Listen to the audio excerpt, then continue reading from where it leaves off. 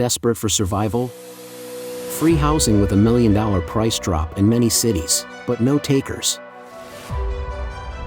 CCP experts set their sights on 180 million migrant workers to stimulate consumption, causing controversy. Bus services in Baoding, a city with millions of residents, have suddenly been suspended, officials express their helplessness. Group and Tencent fined billions, netizens mock the penalties as a lucrative economic venture. It's all covered in today's China Truths. Desperate for survival? Free housing with $1 million price drop in many cities, but no takers. Recently, a person with the username Zhengzhou Handsome Guy posted on the internet, stating that a 69 square meter apartment they purchased in the Manhattan area of Jinshui District, Zhengzhou, 5 years ago for 1.18 million yuan, RMB, approximately $163,180 with a loan of 900,000 yuan, approximately $124,454 has now been offered for free. The only condition is that the recipient must be able to repay the remaining loan, and the property can be transferred without any cost. According to reports by Itsai, this apartment is located in the Manhattan business district of Jinshui District, Zhengzhou. With a remaining loan of 800,000 yuan, approximately $111,000, if the transfer is successful, the owner would have incurred a loss of around 500,000 to 600,000 yuan. Currently, similar apartments in the same complex are priced below $111,000. According to data from the Zhengzhou Housing Security and Real Estate Administration Bureau, the total number of listed second-hand houses in Zhengzhou has surpassed 130,000 units, with an increase of 24,000 units in just the month of April this year. The trend of free housing is not limited to Zhengzhou alone, as similar cases have emerged in various locations. As reported by mainland media outlet Phoenix Net on the 8th, a homeowner in Shenzhen, who has suffered a loss of over 1 million yuan within 2 years, is now eager to gift their property. The homeowner shared a message within the homeowners group, stating, "I no longer wish to repay the loan. As long as someone is willing to take over the loan, after fulfilling a 3-year agreement, I can transfer ownership." The property is 27.88 square meters and was originally sold for 3.65 million yuan. "I have already repaid the loan for 2 years. From the screenshot content, it can be seen that the homeowner has 1 more year left until the lifting of the sales restriction, but they couldn't hold on any longer. Industry insiders express that, fundamentally, it's due to the decline in housing prices. In some cities, many second-hand properties have seen declines of over 30%, which means that for some owners who bought at high prices, their down payments have essentially been wiped out. If they also face unemployment and a loss of income, it becomes a challenge to make monthly mortgage repayments. In such a situation, instead of suffering and struggling, some choose to cut their losses and seek a way to survive. A real estate agent specializing in judicial auctions told Red Star News that those who purchased properties in 2017 and 2018 are now mostly in a situation where selling the house won't be enough to repay the bank loan. Some netizens commented, "Free giveaway? Who would dare to take it? It's like becoming the one who takes over, with a significant amount of loan repayment every month. Even if it's a 30-year repayment plan for a loan of 900,000 yuan, it would still require at least 2,500 yuan per month. Considering an average middle-class income of 3,000 yuan per month, deducting 2,500 yuan leaves only 500 yuan for other expenses. How can one afford to eat and drink? Even the cheapest green beans in the market now cost 6 yuan. How can one bear the burden of such a massive mortgage? Isn't that asking for trouble? If the loan were only 90,000 yuan and one had to pay the bank 250 yuan per month, then it might be worth considering." Ha! According to official data from the Chinese Communist Party, CCP, there are 660 million housing units in China. Some opinions suggest that as the economy stagnates and more middle-class individuals face unemployment, along with a continuous decrease in the population, the CCP's envisioned housing for all may eventually evolve into gifting houses to all. CCP experts set their sights on 180 million migrant workers to stimulate consumption, causing controversy. Over the past 3 years of epidemic prevention and control in China, a large number of businesses have closed down and people have lost their jobs. In the face of a continuously declining economy, the lower-income population is no longer willing to spend money freely. In light of these circumstances, experts from the Chinese Academy of Social Sciences, CAS, recently gathered to discuss strategies for stimulating consumption. On July 8, the Qingdao municipal government hosted the 2023 Qingdao China Wealth Forum, which was attended by officials including Zhao Haoxi, the mayor of Qingdao, as well as several experts from official institutions. Among them, Kai Fang, former vice president of the CAS, and member of the Monetary Policy Committee of the People's Bank of China, believed that household registration system reform could have an immediate and stimulating effect on consumption. Kai Fang said, "I calculated it, and based on the consumption capacity of migrant workers, that is, their income, their consumption is suppressed by 23%. If their income level allows for this level of consumption, but because they lack public services and social security, they have concerns for the future and need to save money. As a result, their willingness to consume is lowered by this magnitude, which we believe is 23%. Conversely, if you alleviate their concerns for the future, they can increase their consumption by close to 30%, even without income growth." Kai Fang also made a hypothetical scenario and stated that household registration system reform could unlock the consumption potential of the 180 million migrant workers already living in urban areas. He roughly estimated that the total amount could exceed 20 trillion yuan. Kai Fang emphasized, whether it is 20 trillion yuan or not, it is in the trillions. Trillions of new consumption can offset the trillions of excessive savings accumulated during the epidemic period. For example, based on 3% of GDP, the excessive savings caused over the past 3 years should be at least 3.6 trillion yuan. Using trillions of yuan of new consumption to offset the excessive savings of 3.6 trillion yuan will yield significant results. After Kai Fang's remarks were reported by the media, they sparked significant controversy on the internet. Many netizens commented, the so-called household registration system reform is essentially about allowing farmers to migrate to cities, buy houses, and settle down to increase consumption. However, the social issues behind the massive influx of rural population into cities, including employment, housing, education, and healthcare, are problems that many cities cannot solve. Even if the restrictions are lifted, the willingness of farmers to migrate to cities and settle down may not be significant. Have these experts ever considered the following issues when they constantly think about stimulating the meager hard-earned money of migrant workers? 1. Changes in household registration result in increased consumption prices, making people even more hesitant to spend. 2. Changes in household registration lead to reduced sources of livelihood, making it impossible to expand consumption. Moreover, these migrant workers face even greater risks in terms of future security.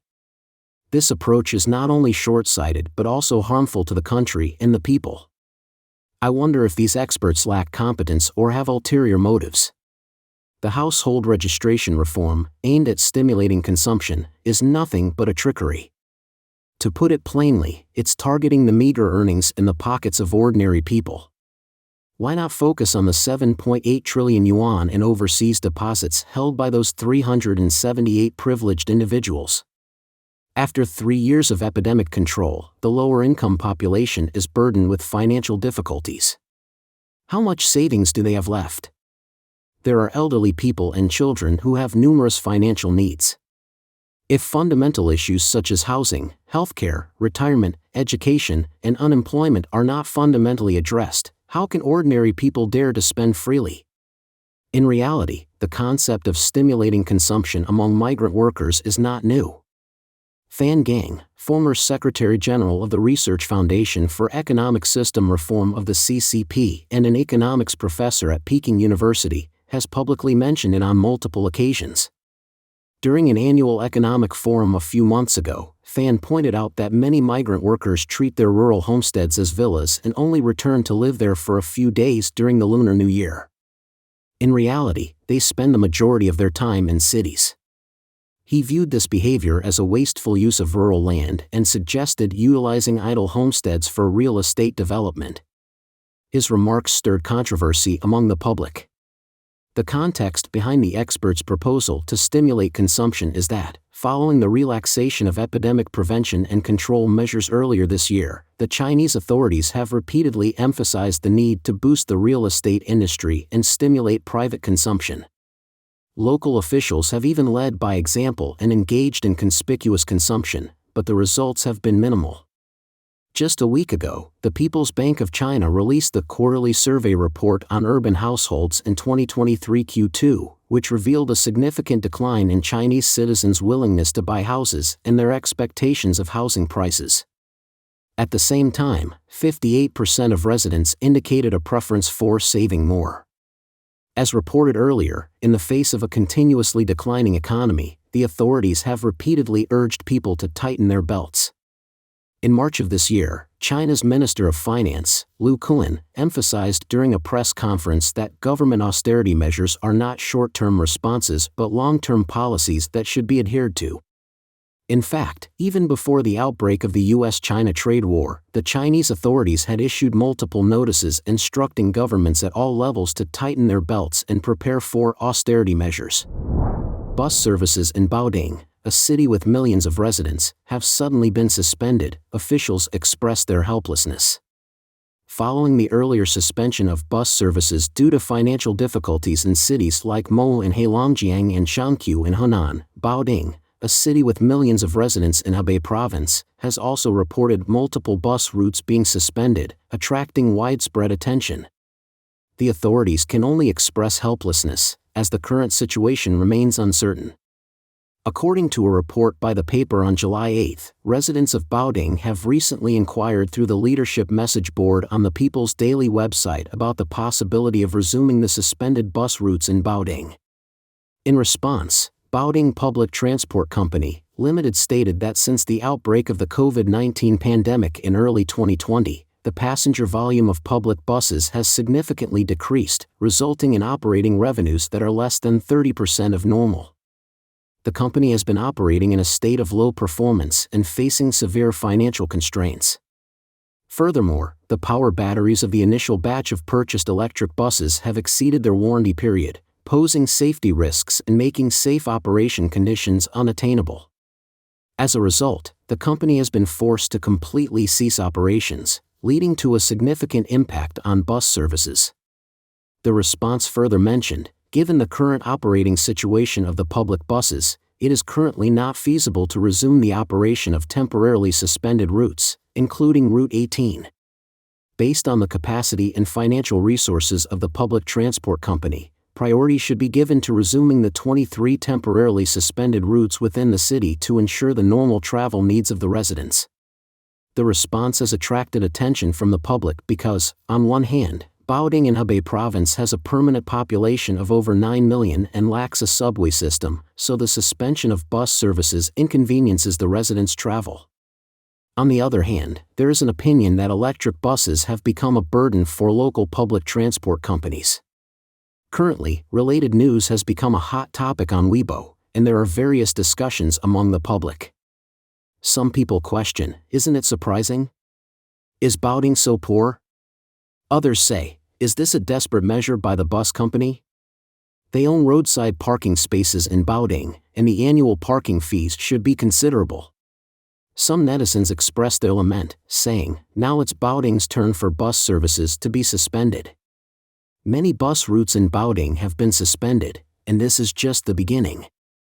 More and more cities will have suspended bus services, and more city streetlights will be turned off.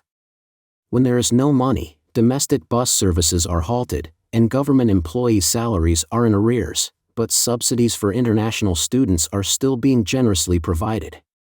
It's really commendable. Currently, China's economy is in a comprehensive recession, and financial difficulties across the country are directly impacting bus services. Since last year, there have been frequent reports of bus suspensions in various parts of China. On February 23, the bus company in Jiangsu, Hunan Province, issued a notice of suspension. Employees stated that they have not received their salaries for the past 5 months. On February 12, the bus company in Mo, Heilongjiang Province, announced a suspension of urban bus operations due to severe losses. They were unable to repay vehicle loans, cover employee wages, pay for charging station electricity bills, and contribute to employee pension insurance. The suspension went into effect on February 15. In September of last year, Lanzhou Bus Group owed its employees 4 months' worth of wages and requested employees to obtain bank loans to receive their salaries. In June of last year, Yuyun Langri Bus Company, a state-owned enterprise in Yangjiang City, Guangdong Province, also issued a suspension notice due to a broken financial chain. Since last year, county-level bus companies in various regions, including Baoyuo County in Guangdong Province, Jianchang County in Liaoning Province, Duncheng County in Hunan Province, Dingbian County in Shaanxi Province, Luoyang City in Hunan Province, and Mo City in Heilongjiang Province, have all temporarily suspended operations due to unbearable losses. Ant Group and Tencent fined billions. Netizens mock the penalties as a lucrative economic venture. On the evening of July 7, news broke that Ant Group and Tencent's financial subsidiary, WeChat Pay, were fined massive amounts. According to the announcement released by the China Securities Regulatory Commission, CSRC, the total fine imposed on Ant Group and its affiliated institutions amounted to 7.123 billion yuan, nearly $984 million. Additionally, the regulatory authority ordered Ant Group to shut down its Cyanhubo business, a mutual aid healthcare platform, which was deemed illegal. On the same evening, Ant Group issued a statement expressing its sincere acceptance and firm compliance with the fine measures. Meanwhile, WeChat Pay was fined nearly 3 billion yuan, equivalent to over $414 million, which included an additional $78 million confiscated as illegal proceeds. Similar to Ant Group, the company expressed its sincere acceptance, firm compliance, and implementation of the decision, emphasizing its commitment to strictly enforce the relevant measures. The People's Bank of China, PBOC, official website announced on July 7 the above-mentioned penalty decision and also declared that the majority of prominent issues in the financial businesses of platforms such as Ant Group and Tencent have been rectified, and financial regulatory work will transition to normalized supervision. After the announcement of these 2 massive fines, it sparked heated discussions and debates among the public. Many netizens on Chinese internet social platforms left ironic or satirical comments. I hope they are equally strict with state-owned enterprises, banks, funds, oil, tobacco, and petrochemicals. As Tencent's office buildings and research bases are located in the Nanshan district of Shenzhen, a netizen questioned, "Is the Nanshan court ineffective now?" Another netizen immediately replied with a mocking comment, "Don't worry, Shenzhen Public Security Bureau will promptly transfer the person issuing the fine across provinces." Economist Qin Peng, who resides in the United States, stated in an interview with Radio Free Asia that Ant Group represents China's internet and private enterprises.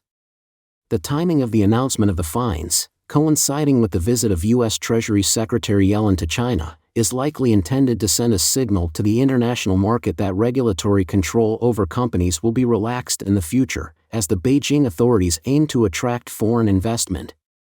He pointed out that because Jack Ma said the wrong things, Ant Group has faced such rectification, which shows that in China, leadership is above the law.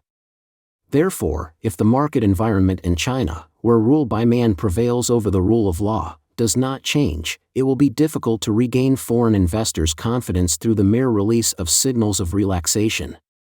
Meanwhile, Hu Liren, a Chinese private entrepreneur with years of experience in the financial industry, frankly stated that Ant Group incurred suppression in China because it participated in financial services, encroaching upon the government's cake and exerting political influence. He believes that the private economy in China has already perished, and large-scale private enterprises like Ant Group may ultimately follow the path of public-private partnership. Don't forget to comment in the section below to share your opinions on today's topic with us. Make sure to like and subscribe to see more interesting topics from China Truths.